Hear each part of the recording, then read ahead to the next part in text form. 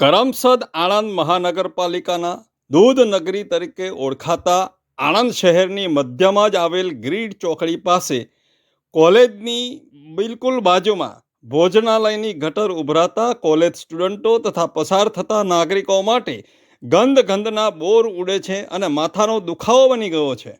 કરમસદ આણંદ મહાનગરપાલિકાના ઓફિસરો, એન્જિનિયરો, સુપરવાઇઝરો અને કર્મચારીગણ નાના વ્યાપારીઓને ધમકાવી ડરાવી 500,000ના દંડની પાવતીઓ ફાડી ખુશ થઈ વાઘ માર્યો હોય તેવા દ્રશ્યો સર્જે છે. પરંતુ આટલા મોટા મુખ્ય રસ્તા અને મોટી સંખ્યામાં સ્ટુડન્ટોની અવર જવર હોવા છતાં આ ભોજનાલયના એંઠવાડની ગટર ઉભરાવા છતાં મૌન કેમ, તે પણ કોલેજના સ્ટુડન્ટો શહેરના નાગરિકોને આવતા જતા નાક ઉપર રૂમાલ મૂકીને ચાલવું પડે તેવી ફરજ પડી રહી છે.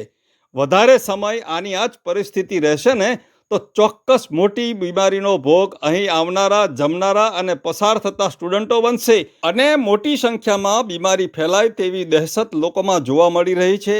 શું અધિકારીઓ આ બાબતે ચોક્કસ કડકમાં કડક પગલાં ભરશે, દંડ વસૂલશે કે પછી કુલડીમાં ગોર ભાગી નાખીને ભ્રષ્ટાચાર કે વહાલા દવલાના પિક્ચર બતાવશે? આપનો હરીશ બ્રહ્મભટ્ટ. વંદે માતરમ. ભારત માતા કી જય.